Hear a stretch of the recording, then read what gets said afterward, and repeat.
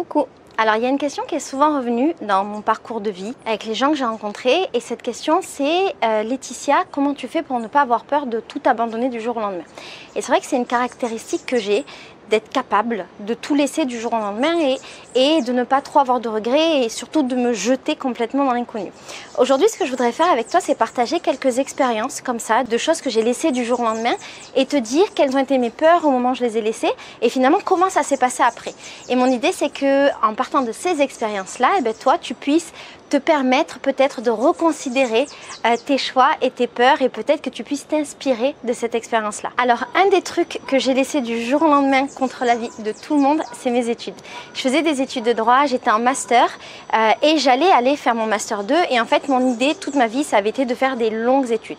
Et en fait, pendant mon master 1, j'ai créé ma première entreprise qui était une entreprise dans le textile publicitaire et à cette époque, absolument personne ne croyait en mon projet parce que mon projet, c'était de faire des vêtements et de les vendre sur le marché. Il a évolué après, il s'est transformé en entreprise de vêtements publicitaires.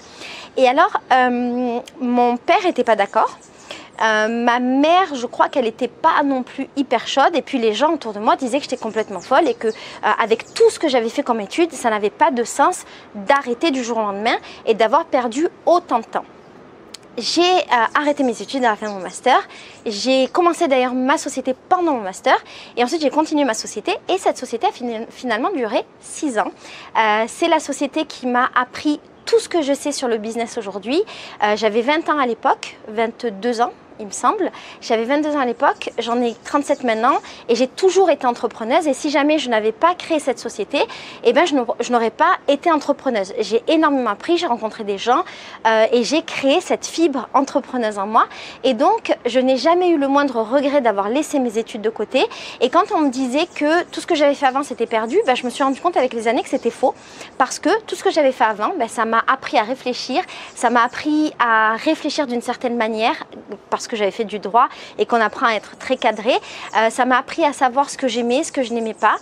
Ça m'a permis de comprendre pourquoi finalement je voulais pas faire du droit. Ça a créé des amitiés que j'ai toujours aujourd'hui et donc toute l'expérience de la fac pour moi a été une expérience merveilleuse et je n'ai absolument rien perdu quand j'ai fait ce choix d'arrêter au plein milieu de mes études. Quand j'ai eu mon entreprise pendant 6 ans, j'ai rencontré Farid et lui avait des magasins de téléphonie et quand j'avais mon entreprise qui commençait à aller de plus en plus mal, j'étais sur la fin de mon entreprise, Farid voulait que j'arrête pour pouvoir créer des magasins avec lui. À l'époque, j'avais extrêmement peur. Je m'accrochais à quelque chose qui finalement ne fonctionnait plus. Ma société était sur le déclin. J'avais plus la motivation du début, j'avais plus l'énergie du début et en vrai, j'avais plus vraiment envie de continuer. Mais je me raccrochais à quelque chose en me disant, avec tout ce que j'ai créé, je ne peux pas l'abandonner. J'ai donné trop de temps, trop d'énergie, je ne peux pas l'arrêter. Et finalement, j'ai arrêté, mais par la force des choses, parce que ma société a fait faillite. Je t'en parlerai dans une vidéo dédiée. Ma société a fait faillite et puis, qu'est-ce qui s'est passé pour moi? J'ai créé plein d'autres projets avec Farid. On a ouvert plein de magasins dans divers domaines. On a ouvert plein de magasins de téléphonie. On a ouvert des magasins de réparation de téléphone. On a ouvert des magasins de cigarettes électroniques. On a ouvert un bar.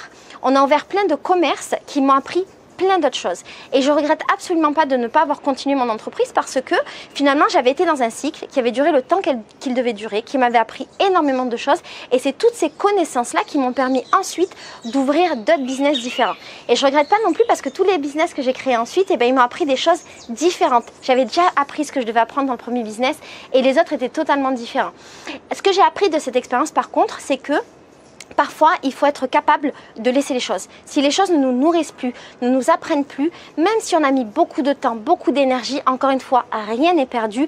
Et il faut être capable de lâcher et de comprendre quand c'est le moment d'arrêter. Avec Farid, on avait des magasins et moi j'avais un magasin qui marchait très bien, qui était un magasin de téléphonie et c'était moi qui le gérais, j'avais des employés et à un moment donné il a commencé un petit peu à décliner parce que Free est arrivé sur le marché et que la téléphonie a commencé à décliner pour tout le monde. Et à ce moment-là, Farid et moi on voyageait et à un moment donné on a émis l'idée d'arrêter ce magasin et de laisser tomber. Et là aussi c'était assez difficile comme décision parce que j'avais mis des années dans ce magasin pour créer une clientèle, pour créer mon magasin, pour nouer une relation de confiance avec les gens, avec mes employés, avec mes stagiaires. Et j'aimais mon magasin, j'aimais ce que je faisais, j'aimais mon activité, mais je sentais bien, encore une fois, que j'étais sur la fin de ce que je pouvais donner et que j'étais fatiguée. Du coup, j'ai dû prendre cette décision de tout arrêter du jour au lendemain et c'est ce que j'ai fait. Je suis revenue de vacances, j'ai fermé mon magasin, ça a été très radical parce que je suis un petit peu radicale dans la vie, tu l'as compris. Ça a été très radical et ça a été une des meilleures décisions de ma vie parce que j'ai arrêté de m'épuiser pour quelque chose qui ne me nourrissait plus, qui ne me remplissait plus tous les jours. J'ai arrêté de faire quelque chose qui finalement ne correspondait plus à la personne que j'étais devenue. Quand j'ai commencé à avoir des magasins de téléphone, j'étais une personne et puis avec les années, j'ai changé et disons que l'activité que j'avais n'était plus vraiment alignée avec moi-même. Je t'en parle d'ailleurs dans une vidéo qui est un peu ancienne que j'essaierai de te mettre dans la barre d'infos. Et donc ça a été une excellente initiative et un excellent choix parce que finalement je me suis recentrée sur moi-même et sur ce que j'aimais.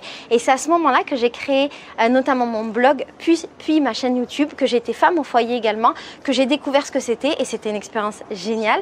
Et donc je n'ai jamais eu aucun regret d'avoir laissé mon activité, même si c'est fou parce qu'avant mes vacances j'étais la meuf la plus heureuse du monde et j'étais très contente d'aller travailler tous les jours. Et ben j'ai pas regretté parce que tout ce que j'ai appris après c'était exceptionnel, ça m'a apporté des opportunités de malade comme cette chaîne YouTube notamment et les 2100 vidéos qui sont dessus et j'ai jamais regretté d'avoir eu cette activité parce que mes magasins ça m'a appris énormément de choses comme notamment le commerce de proximité avec des gens là où dans mon ancienne expérience j'avais plutôt appris le commerce sur internet. Quand j'avais 18 ans j'étais pom-pom girl et j'étais dans une association que j'avais créé avec des amis. On avait créé ça à plusieurs. On avait développé une association qui était aussi un business parce qu'on vivait de cette association. On était pom-pom girl et on dansait pour des shows sportifs. On dansait pour la télévision. On dansait pour plein de types d'événements et on avait des danseuses qui dansaient avec nous et pour nous. C'était une activité qui était géniale et que je faisais avec mes copines. Et ma vie à cette époque, c'était danser, rencontrer des sportifs de haut niveau, m'amuser et faire la fête en permanence. Et c'était merveilleux parce que j'avais 18-20 ans. J'ai décidé d'arrêter du jour au lendemain. Alors ça s'est fait parce que je me suis disputée avec une des membres et j'ai été très radicale parce que du jour au lendemain j'ai arrêté et j'ai eu très peur d'arrêter parce que ça représentait plusieurs années de ma vie, de travail, d'investissement. Ça représentait des amis que j'allais perdre et c'était une énorme décision. Mais je devais la prendre parce qu'à ce moment-là, j'estimais que pour mon intégrité, il fallait que je prenne cette décision. Et avec le recul, je ne regrette pas de l'avoir prise parce que je pense que si j'étais restée, ça se serait mal passé et ça n'aurait pas été une bonne expérience. Je regrette pour plein de petites choses parce que finalement je me suis réconciliée avec mes amis, parce que ça faisait cette époque des pompons, c'était une des meilleures époques de ma vie, parce que c'était génial pour plein de raisons, mais je ne regrette pas d'avoir pris ma décision parce que il est très important, je trouve, d'être aligné avec ses valeurs et quand une situation fait qu'on n'est plus en accord entre la situation et nos propres valeurs, je trouve qu'on n'est pas confortable dans sa vie. En tout cas, moi, je ne suis pas confortable et je ne suis pas capable de vivre comme ça. Donc, ça a été une décision très difficile, très radicale, que j'ai prise, qui a eu beaucoup d'impact sur ma vie parce que j'ai perdu toutes mes amies du jour au lendemain, j'ai perdu mon activité professionnelle, j'ai perdu mon activité sportive, j'ai perdu également, beaucoup de sources de joie et de bonheur, mais je n'ai jamais vraiment regretté de la prendre. J'étais mariée depuis 8 ans et à un moment donné, j'ai décidé d'arrêter ce mariage. Et là aussi, c'était une décision incroyablement dure que je n'ai pas décidé du jour au lendemain, qui ne s'est pas fait toute seule et je ne l'ai pas prise toute seule aussi. Mais je voulais t'en parler dans cette vidéo parce que c'est pareil, c'est même surtout le type de décision qui a de forts impacts dans notre vie, qu'on prend et pour lesquels on ne peut pas vraiment revenir en arrière. Et c'est aussi pour ce genre de décision que les gens me disent qu'ils n'y arrivent pas, ils ne sont pas capables, qu'ils ont tellement investi dans la relation ou qu'ils ont tellement de choses en commun avec la personne que finalement ils ne peuvent pas prendre cette décision parce que c'est beaucoup trop lourd émotionnellement, matériellement, financièrement, physiquement. Et donc ils me demandent comment je l'ai prise. Il y a quelque chose qui est important, je trouve, et qu'il faut vraiment faire peser dans la balance, c'est que parfois on est dans des situations qui ne nous conviennent pas et on a peur d'aller vers d'autres situations parce qu'on a peur de tout ce qu'on a laissé, tout ce qu'on a fait et on a peur de perdre tout ce qu'on a investi. C'est pas forcément que financier, mais ça peut l'être. C'est pas forcément que matériel, mais ça peut l'être. Et souvent, c'est plutôt quelque chose d'émotionnel. J'ai mis tant d'années dans cette histoire, dans cette relation pour construire cette entreprise, pour construire ce patrimoine que j'ai. Comment est-ce que je pourrais le laisser du jour au lendemain et comment je pourrais me permettre de perdre tout ça et de recommencer à zéro. Moi, je crois que quand on est dans une situation qui ne nous convient pas, il est important d'identifier tout ce qu'on a effectivement investi dans cette situation dans laquelle on est, dans ce présent qu'on a, et de se dire que tout ce qu'on a investi, c'est quelque chose qui nous reste et c'est pas forcément quelque chose qu'on perd. Ok, on peut perdre des biens financiers matériels, mais on en a profité avant de les perdre. Et il faut penser à ce qu'on va gagner derrière. Est-ce que ce que je vais gagner derrière, il n'y a pas de forte chance que ce soit mieux que cette situation qui finalement ne me convient pas?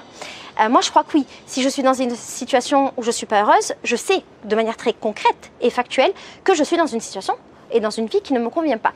Si je choisis une autre vie et si je prends des risques énormes pour cette autre vie, j'ai fait le choix de prendre ces risques-là, ce qui veut dire que la vie vers laquelle je tends, potentiellement, elle me convient mieux et elle correspond plus à qui je suis et à mes choix. Et puis en plus de ça, cette vie-là, elle a probablement plus à m'apporter et à m'apprendre que la vie que je connais déjà et qui ne m'apprend rien. Donc finalement, je trouve que le risque, il n'est pas si gros. Les gens pensent que c'est un risque énorme. Le risque, c'est juste d'être certainement plus heureuse. Et si on n'est pas plus heureuse, on peut toujours revenir en arrière et faire autre chose ou changer de voie. Les choses ne sont pas non plus immuables. On peut très souvent revenir en arrière dans tous les choix qu'on fait. Et c'est pour ça que pour ma part, la plupart des choix que j'ai faits ont été des choix qui ont été assez radicaux parce que je ne suis pas capable de faire dans la demi-mesure. Ont été des choix qui m'ont fait complètement changer de vie, d'activité, d'amitié, de source de bonheur. Mais ce sont des choix qui ont toujours été positifs parce que j'ai toujours réussi à avoir mieux après. Et même si j'avais pas absolument mieux. Par exemple, quand j'ai arrêté les pompons, oui, j'avais plus mes copines, la fête, machin, mais j'ai compensé avec autre chose. Et ça m'amène à te parler du dernier grand choix que j'ai fait dans ma vie, qui a été de tout quitter en France pour aller faire le tour du monde avec un sac à dos de quelques jours. C'est un choix qui est très radical, que j'ai pris sur un coup de tête. En fait, j'avais un sac à dos, vraiment, avec des habits de quelques jours, parce que je devais juste partir à Paris et rentrer après à Marseille. Et finalement, je suis partie faire le tour du monde et je ne suis jamais rentrée en France. Et c'était il y a plus de 4 ans. J'ai jamais regretté ce choix et tu vois mes vidéos, tu vois ma vie, tu vois mes expériences, c'est un des plus beaux choix que j'ai fait dans ma vie, tout comme arrêter mon mariage qui a été merveilleux mais qui ne m'apportait rien, qui ne me nourrissait plus. Ça a été un des plus beaux choix que j'ai fait dans ma vie. Et faire le tour du monde et partir, ça a été un des meilleurs choix. J'ai perdu des choses, j'ai perdu peut-être un certain confort de vie, une certaine stabilité, mais j'ai gagné des expériences qui sont tellement incroyables et un bonheur qui est tellement incroyable que je ne peux pas regretter une seule seconde mon choix. J'étais dans une situation qui ne me convenait pas, j'avais investi 30 ans de vie et c'était génial, et ces 30 ans de vie je ne les ai jamais perdus parce que c'est toute cette expérience de vie qui a fait que j'ai pu rebondir. Il y en a qui me disent oui mais tu as perdu en confort matériel et financier, parce que quand j'étais en France j'avais un mari, j'avais un appartement, j'avais une voiture, j'avais de l'argent sur notre compte commun, on avait des biens immobiliers, et moi quand je suis partie j'ai tout abandonné. Du jour au lendemain j'ai laissé tout ce que j'avais et j'ai voulu partir sans rien. Et là aussi c'était un choix, j'avais envie de recommencer à zéro. Au final je m'en sors très bien. Alors peut-être parce que j'ai de la chance, mais sûrement aussi parce que j'ai tout ce bagage derrière moi qui a fait que j'ai été capable de rebondir, de recréer ma vie et de recréer ma situation financière et matérielle. Ce que je veux te dire avec cette vidéo, c'est que oui, c'est dur de faire des choix, oui, c'est dur de prendre des risques, mais encore une fois, soit tu restes dans une vie qui ne te convient pas trop, où c'est un peu bof, où tu sens bien que tu as fait ton temps sur certains trucs et tu te confortes dans ça, et ça peut être cool, c'est un choix, ou tu décides d'essayer d'aller voir ailleurs si ce ne sera pas mieux et d'essayer de faire des choix qui te permettront très certainement, allez on va dire peut-être d'accéder à plus de bonheur et à un plus grand alignement entre qui tu es maintenant et qui tu étais avant avec cette vie qui ne te convient plus. J'imagine que dans ma vie, il y aura encore plein de choix radicaux, il y aura plein de coupures, plein de cassures, plein de fois où je recommencerai à zéro. Je me dis qu'à mon âge, normalement, je devrais être assez stable, mais je ne sais pas de quoi elle fait. Je n'ai que 37 ans, donc ça veut dire qu'il me reste à peu près plus de la moitié de ma vie pour encore faire des milliers de choix. Et en vrai, j'ai autant peur que je suis excitée de faire ces choix-là et de casser avec tout ce que j'ai et d'arrêter tout ce que j'ai, parce que la vie est en perpétuel mouvement et je ne peux pas accepter de rester figée dans quelque chose qui ne me va pas. Voilà, j'espère de tout mon cœur que cette vidéo elle aura pu t'ouvrir des pistes de réflexion, te donner envie peut-être d'expérimenter des choses, t'aiguiller dans tes choix, je sais pas. Si jamais tu as fait des choix radicaux comme ça et que tu as envie de m'en parler en commentaire, je serais ravie. Et voilà, je te souhaite une vie remplie d'aventures, remplie de joie, remplie de nouvelles choses et surtout une vie qui avance tout le temps, tout le temps, tout le temps. Je t'embrasse fort.